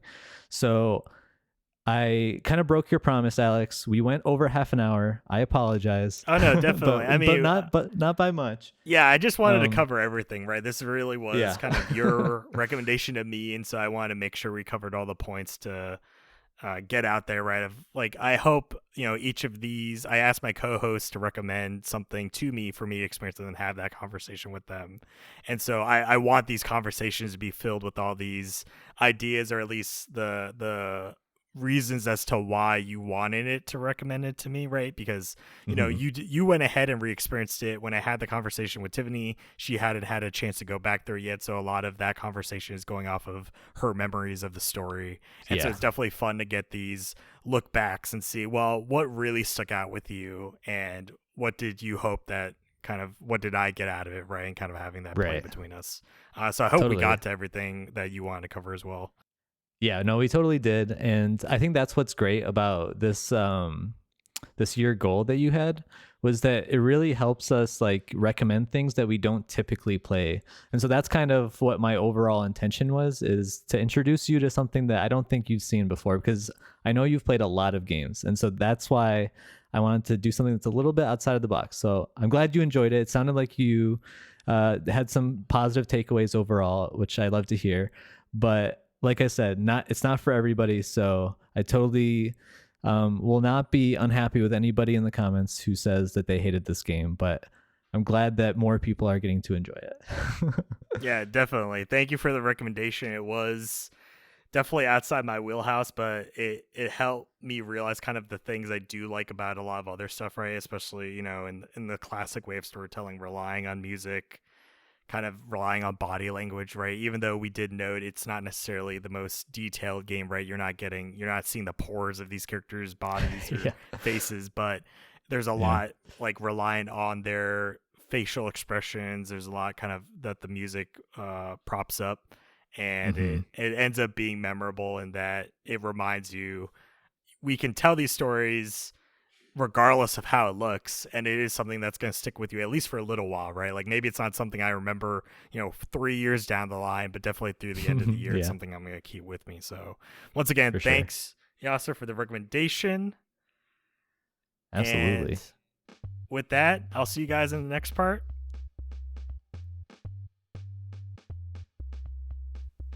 Welcome back. I'm not here with Matt. Matt, how are you doing? I'm doing great. Doing so great. Watched a great movie today. How are you? I'm doing just fine, Maybe feeling a little bit prestigious, if you will. Oh, so prestigious. So prestigious. A little magical, not going to lie. Very prestigious, though. Yeah, as we get into this fall season, it kind of fits the mood a little bit, right? A little bit spooky, a little bit mysterious. Yeah. A little David Bowie just sprinkled in there. Right. Just a cameo, if you will, kind of. But just to give a little recap to our audience members here. So Matt's recommendation to me was the film The Prestige. Came out in 2006, directed by Christopher Nolan, and starring Hugh Jackman, Christian Bale, Scarlett Johansson, the Michael Caine, and a little bit of David Bowie. Michael Caine. Yeah. Little bit. Just a little bit. Yeah. And so here we are, Matt. Like, as I said with my other co-hosts for their recommendations, it's really up to you. So take it away. Like, how do you want to roll through this recap of your recommendation to me? First, I just got to check. Like, did you like The Prestige? Because that will set the stage for the rest of this conversation, one way or another. And to answer that question, Matt, I would say, it's a simple yes or no, right? Like, we're not kind of trying to give it a That's right. Yeah. large swath of range here. Yeah. Did you like it? And to that answer, yes, I did like The Prestige. Okay. Awesome. Was this your first time watching The Prestige? Yeah, this is my first time. It's something that I've heard of in the past. Like, I was aware of it as a film. But it was something that, maybe, not to say I was too young at the time, right? But I was in about 6th grade when this came out originally. Okay. So I don't know if this was really the movie for me at that age range. I'm not necessarily the target demographic at that time. But it just wasn't something that came up, in my life. My friends didn't really talk about it. I wasn't really seeing, I guess, a lot of ads for it. It's, lo and behold, it was the same year that Cars, the great Pixar movie, came out. Oh, man. So, I was in theaters for that, but I wasn't going to the theaters for The Prestige. Yeah. The funny thing about this is it came out at the same time as The Illusionist also was in theaters. And Illusionist is also about magicians. And I remember leaving the theater being like, yeah, that was good. I have not watched The Illusionist since. And then I didn't actually see The Prestige until years later, like probably 10 years later. Oh, wow. I watched it for the first time.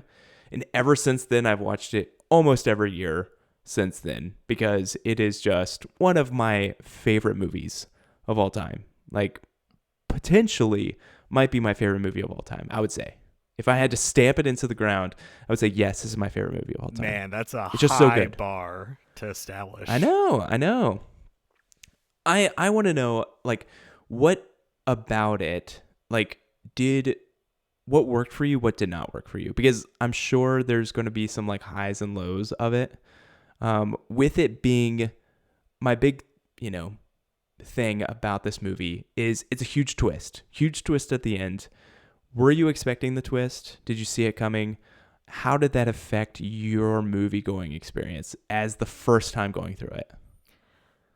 I think I knew something was amiss, right? Obviously, this being a movie about magic, there was going to be some sort of trick, right? Like, that's the whole point, right? The whole movie is based around the idea, right, of these kind of 3 steps of of a trick, right, being performed, and kind of that final Right. step being the prestige, right, being that kind of final reveal of, in a way, explaining what's going on, but also at the same time not. And I think for me, and I've talked about this in things in the past, I try not to predict things, right, unless it's something that the medium is kind of asking you to. And I guess in this case it is, right, it being kind of a mystery movie in a way. It does want you to try to understand what's going on and maybe come to your own conclusion. And I would say I knew something was going on, and I would say what happened with Bale's character was a little Right. bit more straightforward, right?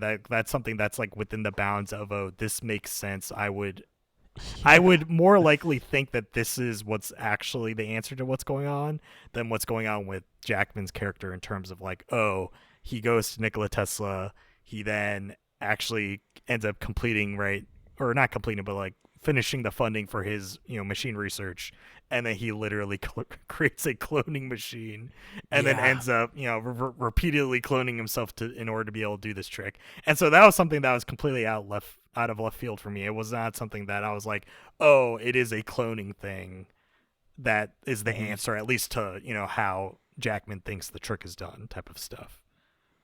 Yeah. I love that.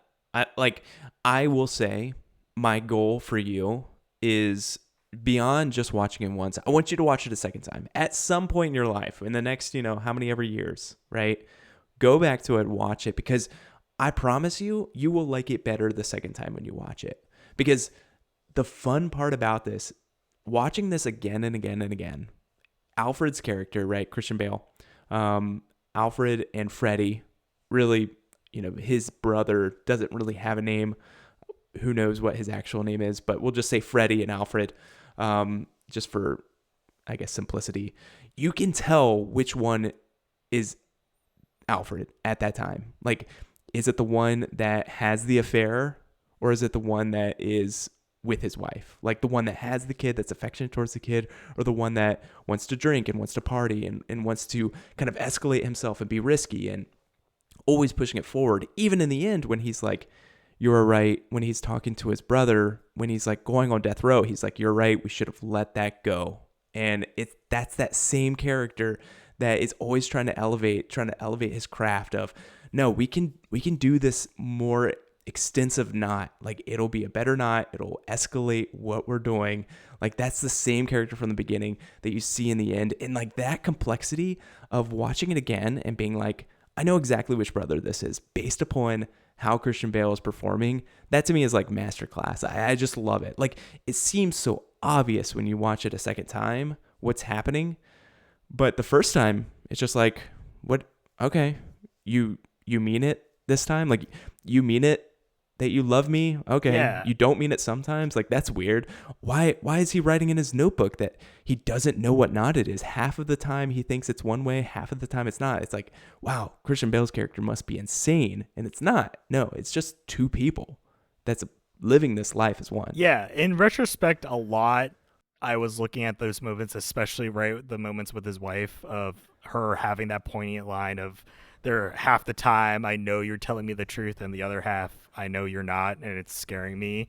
And that being kind of like a very profound indicator of saying, well, if she's able to tell, that's supposed to probably lead you on to believe, right? It's honestly, it is one person at one point and a completely different person at another, right? If she's able to be convinced, you're telling me I love you, but then at the same time later you say that and I know it's a complete lie, right? And so even within this self and not having seen it a second time yet, there are a lot of moments where I do recall of like, oh, I think that this was probably supposed to be the clue to like get you to realize right before we get to the reveal of saying, especially for him, that he does have a brother. I think another kind of major moment is when they're going to that Chinese magician's a show. Yes. And I was just about to bring this up. they have that.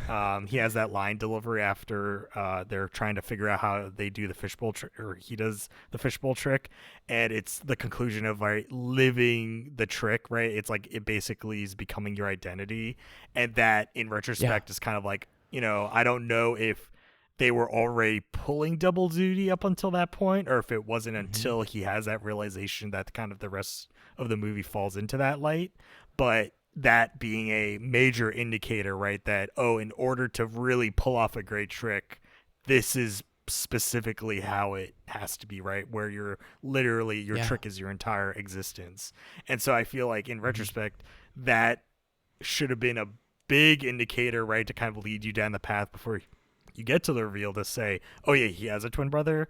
Whereas, right, when we talk about Jackman's character in terms of getting to the point of, you know, him and finding his own conclusion of this is how you're doing the trick, but then he has just his own crazy way, right, of getting to that point, I think also kind of reflects that journey, right, of they have both sacrificed their kind of own things to create this illusion, you know, this great, as they call it, the transported man, and their own versions of it. But at the same time, it's, you know, they've gotten there along different paths, and they've had to sacrifice different things to get to that point. So it was definitely an interesting thing, I guess, to answer the other part of your initial question of what didn't work for me. I would say, and this is kind of true across like anything I read or watch, in that it hurts to see the type of friend stories where part of the story is them clashing. And the fact that this was kind of like a movie that started with them, right, working under the same magician, being basically partners to the show, and then them splitting off and kind of competing with each other, against each other, in order to be the better magician. And to me, just especially seeing the moments of how they end up interfering with each other's shows, right? You know, the bird cage, the, you know, the bullet catch tricks. And it just hurt me on the inside, because it's like that feeling that I really commiserate with, to be like, man, that really sucks. Obviously, these guys were very close to each other, and the moment of that splits them apart is so crazy, so, you know, impactful, that it makes sense that they would go down these paths. But it still hurts to see that, because I knew from the beginning that they were, you know, compatriots, they were friends, co-workers. See, but to that, I feel like they're just that, co-workers. Like I don't even read them as being friends. Like, you know, Hugh Jackman is like, where'd you find this guy? And Michael Caine is like, where are you from? Like, you guys are built from the same cloth. You guys are two people that are good magicians that want to make it somewhere, and have to basically be plants. Eventually, maybe you'll be a showrunner, but really, you guys are just stagehands at this point. Like, you guys need to get along. You need to do your thing, but like, what are you talking about? Like, he is the same as you. And so I didn't really read them as being friends, more than just people who wanted to make it for different reasons. And that motivation for them both changed. Like, one, you know, from Christian Bale perspective, like, his was always to be great. You know, he looks at the Chinese magician, and the funny thing about that I wanted to bring up is Hugh Jackman was talking to his wife, and he's like, dang, Borden like figured this out immediately. Like, I don't know how he figured it out, like, that this is what he was doing, and it's because he was already living that double life. Like, it's already so inherently that he's living half of his life, just like that Chinese magician was doing, kind of living a lesser life just for the trick. And that was always Christian Bale's mentality, while Hugh Jackman was always almost like a vengeance of, I need to do this because my wife died. Like, I need to be the great Dante, or Danton, not Dante, the great Danton, to, you know, that's the name that my wife gave me. I need to be great, and I need to step on Christian Bale character, because it's because of him that she's not here. And so I love that motivation. I love it. Like, it hurts. I think a lot of this could have gone differently if Christian Bale's character didn't just tell his wife. Like, I'm thinking, man, why didn't you just tell your wife? Like, it's okay. She can keep a secret. Like, I believe in her. But man, that mentality, that rival mentality, is something that makes this just so great. Like better than the story itself is just like them clashing. That's what I loved about it. Yeah. Love. I think in terms of pacing, like it felt very well motivated, right? Like we're moving from scene to scene. We're kind of like having these short snippets of each of their lives kind of as time goes on. And that was really great, right? Like it felt like there was this very natural momentum going at it, right, where it's one person doing a trick, the other trying to overcome them and being the better magician, and then going back and forth, and that was great. And I guess I do agree with you in that helped that they were in some ways neutrals, right, in terms of, as you mentioned, they are both magicians striving to be the best, right, trying to be their own show essentially, obviously making a living. They both end up doing very well for themselves personally, but at the same time it felt awful just seeing the subterfuge like go both ways, right?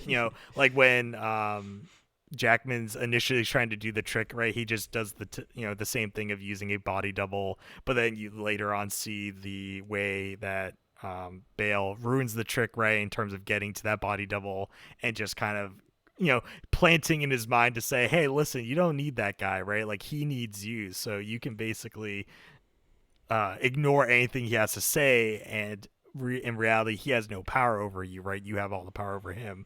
And then that being this kind of like downward spiral in terms of, Jackman then having to do like getting the notebook right eventually, and then going to America to meet Tesla and everything.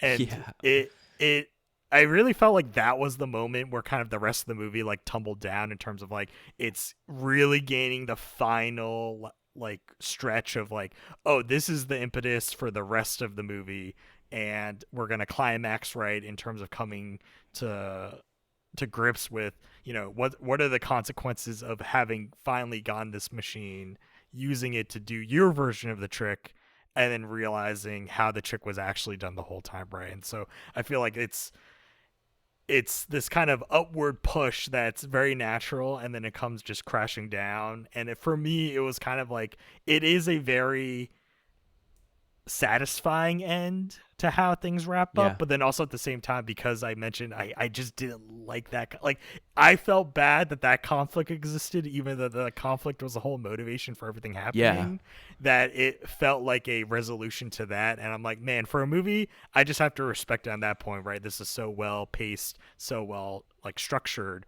but then deep down I'm like, it just like hurts to watch this. Like every time if I do go back to watch I definitely get that. Yeah, having that thought in my mind of like, man, I know this just doesn't end well, and it just feels bad like watching these two men like get to this final moment where each of them are gonna lose something very near and dear to them, and that's gonna like be very like hard to see, but it's like very necessary for the movie to happen. I feel like that plays into the overall theme of the movie for me, which is like Michael Caine has a line that says, obsession is a young man's game. And that is basically what Christian Bale and Hugh Jackman are dealing with. They have multiple people in their lives telling them, hey, don't be obsessed with this. It's going to kill you one day. Like Tesla's telling Hugh Jackman, this will kill you one day. Like this will kill you one day. This will kill you one day. Christian Bale, his brother, is telling him, hey, we need to just drop this. We need to like cut and release, move on with our lives, leave him to his own devices. We'll do ours and we'll be fine. And what happens when both of them reject all of these warnings is they lose their life, they lose their loved ones, they lose their brother, like they lose everything. They lose their whole careers. Both of them at this point don't have careers. What their goal was from the very beginning is that obsession to be the better one over the other, it killed them. Like it ultimately killed everything. I love that. I feel like I am such a sucker for that theme because, I definitely have an obsessive personality. Like it's why what drives me to Platinum Games and, watch as many movies as I like to watch. Like I just like putting a ton of effort into something and getting some sort of weird reward, whether it's a digital trophy or not. Like, but this is the beauty of the film, which is, they could have had a fine life. They could have lived in that space together, and they chose not to, and it cost them everything. And I think that's like extremely powerful. That as much as many times as I've rewatched it, that's the theme that keeps coming up time and time again, which is that one Michael Caine line: "Obsession is a young man's game." Just so powerful, so powerful. So I guess we talked a little bit about what you liked, what you didn't like. What did you think about this? Have you watched many Christopher Nolan movies? Honestly, I don't think so. Now that I think about Okay. it, like in terms of a history, no. Like I feel like, and not to be reductive, but it feels like this movie's very similar to, like, this is quintessential his style of like filmmaking. Yeah. So not to say I watched one and I watched them all, but I feel like I would remember if I saw another one of his. Obviously, he's made a lot of well-known movies, but I have not seen Right. those. So I think since this is kind of one of the first major films I've seen of his, it's like I got a taste of his style, and I feel like that probably carries through everything else. I love Christopher Nolan's style. He's probably one of my favorite directors.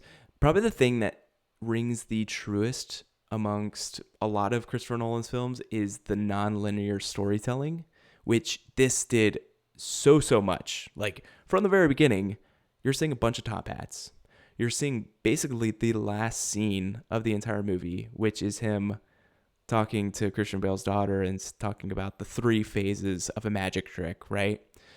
And then you see that, all the way at the end. How did that work for you? Did you dig the nonlinear storytelling? Because remember when The Witcher season 1 came out, we all like trashed it because the nonlinear storytelling was like driving us crazy and it was hard to figure out like where we at in the story. For me, watching this a ton of times, like maybe 10 times or more, like I can see based upon, Hugh Jackman has a limp, so I know that this is after his last incident, him falling through the trap door. Like there are cues and clues to help me figure that out. But for the first time going, how did you feel about that nonlinear storytelling?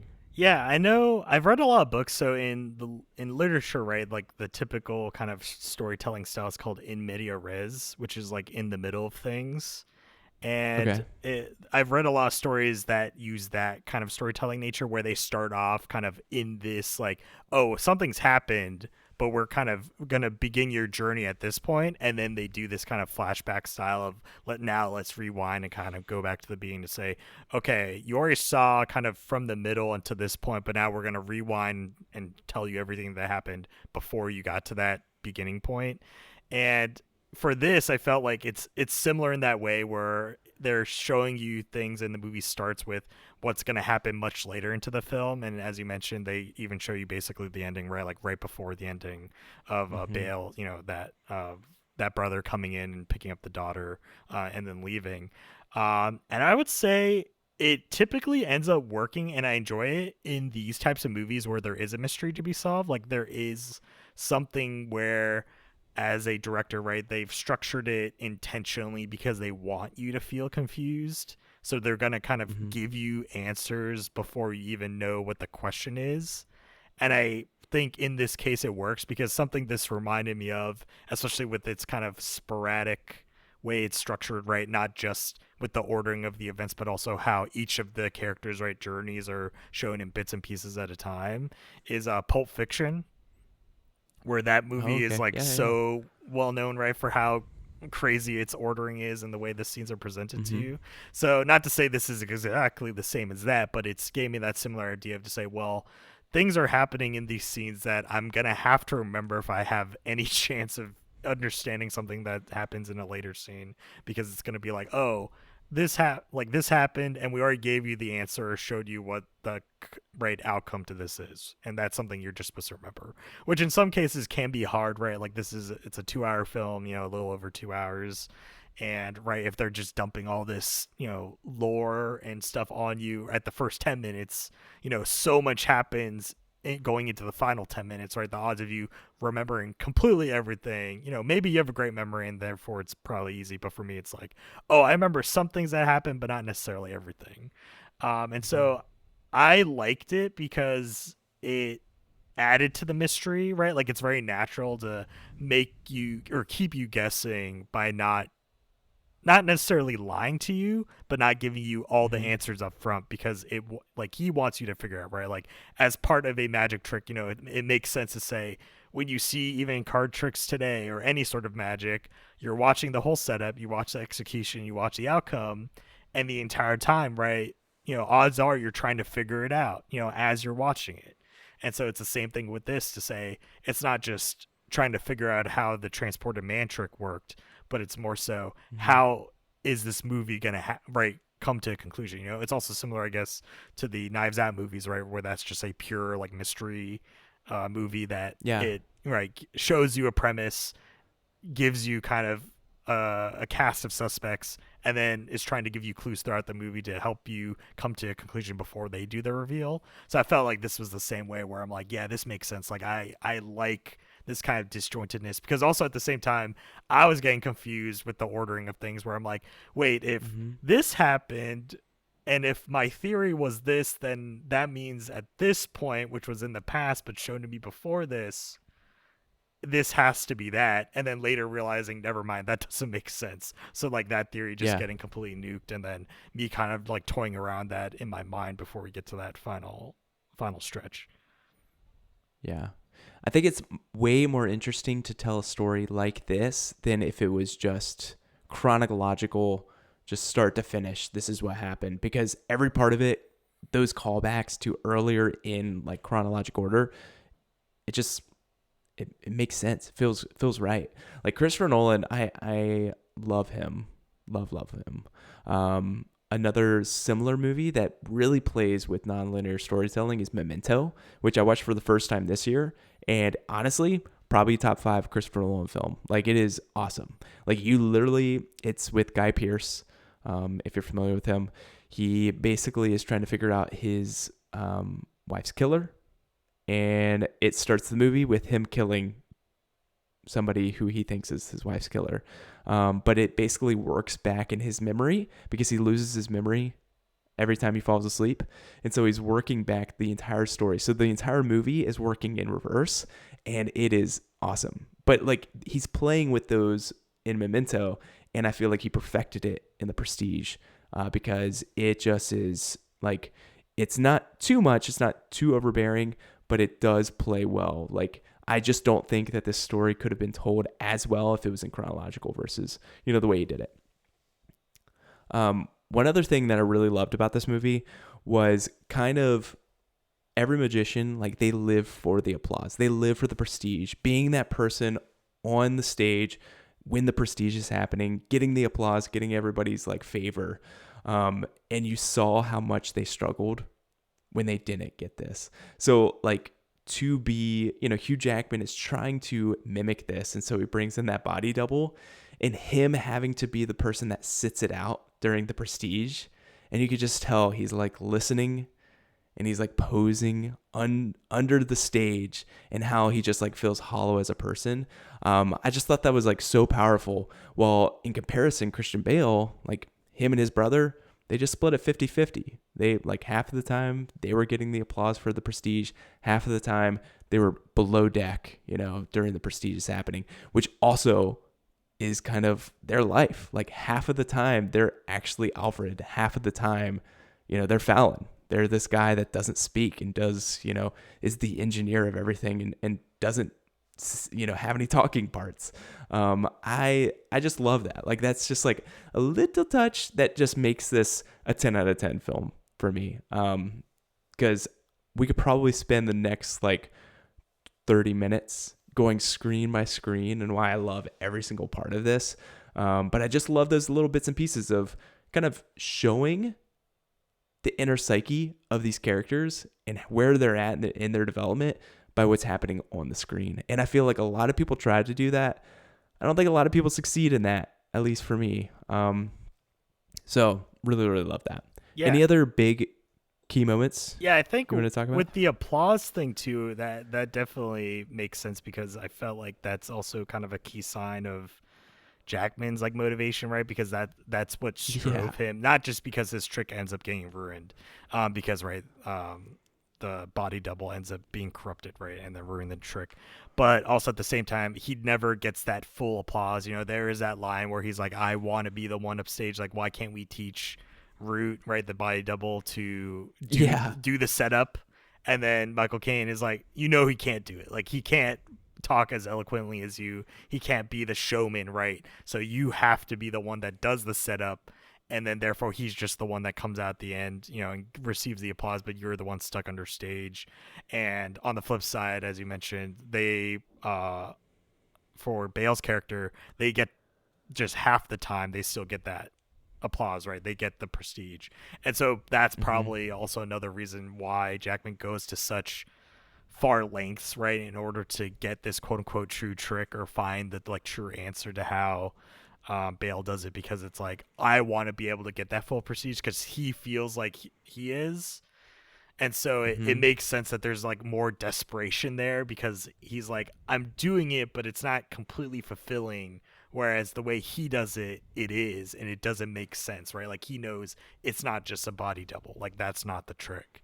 And so there's this kind of extra layer that, right, he never figures out until the very end in terms of, this is how you're doing it, and then it all comes, you know, washing over him, right, in terms of like, and he wants that. Yeah, he wants that applause, but he wants the life that Christian Bale is living. Like, Christian Bale has the wife. Christian Bale has the daughter. Hugh Jackman doesn't. Like, his wife died. Like, his future children, and it's Bale's dead. fault. So and then, that, like, that just drives the obsession and drives them into madness, which is just awesome. And like, so good. What makes more sense about that is like when he shows up to the funeral, and again he asks him like, what knot did you tie? And his honest answer was, I don't know. Yeah. And then as he walks away and they do like the far pan out shot from that like morgue or whatever, wherever they are, like that old English it's not a cemetery, I guess it's just a morgue, that he's like, how do you not know? Like, there's that exclamation, and like that carries through the whole movie of like, how did he not know what knot he tied? And like, right, that it all makes sense in terms of what they show, especially with all like the journal reading and right, kind of going over that, and then even leading up to the end to be like, yeah, there is something that sticks with Jackman's character where it's he never gets all the answers. And even at the end, I don't even know if he actually gets all the answers to like everything, right, that occurs in the movie. He does get the answers, kind of the major things, right, in terms of like the trick and stuff of how Bale did it. But it's always that Bale has had all the answers from the beginning, and in a way, even though he wasn't in control the whole time, he was never truly lacking information, whereas Jackman's character was always lacking information. Yeah. And that was such a kind of, you know, that is also the main setup for everything, to be like, man, we're both motivated for different things, but the resources we have are just completely different at all times. And there is no way it was ever possible for them to ever have the same life, right, to get the same things, especially with how things pan out. And that, like, it makes you commiserate, right? Like, they set up Jackman to be the, I guess, protagonist in a way, even though technically they're both protagonists. But he's who more do you the protagonist. Who do you think is the protagonist? That was going to be my last question I was going to ask you. Michael Caine. His character. Michael Caine. Yeah, just the arbitrary. He never did party. wrong. Yeah. He never did wrong. He acted against Christian Bale because he thought Christian Bale killed his friend, right? And then once he found out that was like false, then he's like, okay, well, you're just killing him now, so I'm going to go help him.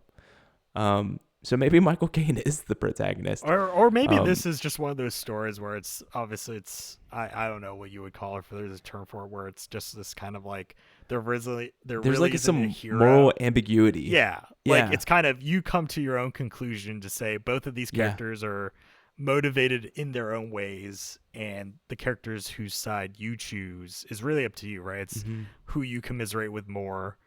And especially in retrospect, knowing what happens and knowing kind of the motivation for everything, it's a little bit more, I guess, founded to say, yeah, there is no right or wrong, so to speak.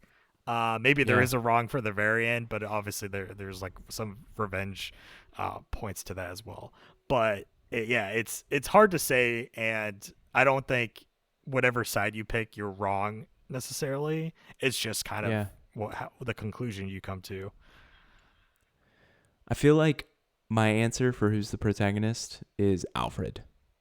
Like the vanilla does good Alfred.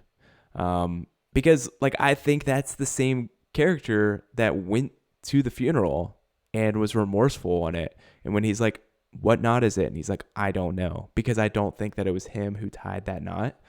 And honestly, I think he's also the person that was saying to his brother, like, hey, let's give this a rest, put it to bed, move on with our lives. And it was his brother that always kind of went more, started having this affair, doing all these things, caused his wife to kill herself, like ended up dying for it. But I think Christian Bale's character, the more I went on, because I immediately thought Hugh Jackman would be the protagonist, but the more I've gone on, I'm like, I think he's almost like the Harvey Dent of this, like the guy who had unfortunate circumstance happen to him and that acted wrongly and, became this villain. But love it. Love that there could be a debate about that. That's a sign for me of a good movie. Like a movie that is not clear and is not clear cut of who's good and who's bad and who deserved better. Like everybody could be seen as a bad guy. Like this could be a debate that people do like in school. Like who was the protagonist of The Prestige? Like that would be a good debate because you could probably have a good reasoning one way or another. But man, I love this film. Love it.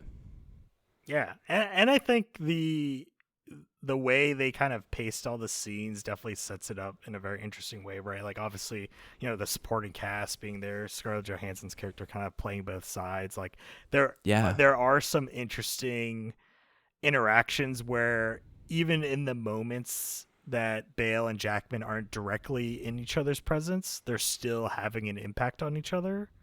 Right, especially with the whole, the assistant with Johansson's character kind of going back and forth in between them, and then obviously having that affair at the end. And so I think there's just a lot of different approaches here where it was interesting to kind of always have the main two characters linked in some way, right? Whether it's through Johansson or Kane's character, and at the same time keeping them separate on their own separate paths. And so it's kind of this like weird like interweaving story of like, oh, we're following two journeys, but in reality they're so tightly knit, right? You don't really have one without the other. So it's like the movie would be less interesting if it was only from one character's perspective, right? And you're seeing what the other person's doing. So I think there was a lot to juggle here, and they end up, Nolan ends up landing it very masterfully in terms of like, it's well thought out. They give you enough information where the answer doesn't seem that cheap, except for maybe the cloning was a little bit much, right? But I feel like that classic, like sci-fi that a lot of can't be explained. Christopher Nolan, and so besides that, if that's just kind of a hallmark of his movies have some sort of science fiction to it, then maybe it's just something you give it a pass. But besides that, I think everything else is well presented. Yeah, perfect. Well, thanks for taking my recommendation. This was really fun. Like I was talking to Maddie before we, did this. We were going for a little run, and I was talking about it. I was like, man, what a good day. I got to watch my favorite movie. Now I get to talk about my favorite movie and actually record it. Like this is the sign of a good day off. So thanks for chatting with me about The Prestige. Love it. Sure. Yeah. And thanks for giving me the recommendation. I know you mentioned previously on the pod, it's one of your favorite movies, if not your favorite movie of all time. And at the same time, it's this type of film is, I guess, more relatively new to me. It's not necessarily in my regular wheelhouse of like, oh, when I see something like that coming out in theaters or on a streaming service, I go rush to it. So definitely this has been great to expose me. I think all three of your recommendations have exposed me to new things that I normally wouldn't delve into. Not to say it's something I wouldn't cross paths with at all, but it's definitely kind of on the periphery, and you guys are just like the little nudge to push me in that direction. To get me to experience this. So thank you for the recommendation. Absolutely. And with that brings us to the end of this segment, and I'll see you listeners in the outro. Thanks for listening to this part. Bye. That brings us to the end of the episode. I hope these conversations were interesting deep dives into the respective topics. Once again, I would like to thank my co-hosts for the recommendations and for taking the time to talk about them with me. I really appreciate the range of experiences, and these helped broaden my exposure to different types of storytelling that I hope to continue enjoying into the future. Let us know your experiences by liking the episode or leaving a comment with your thoughts, and subscribe for more content. Until next time, take care.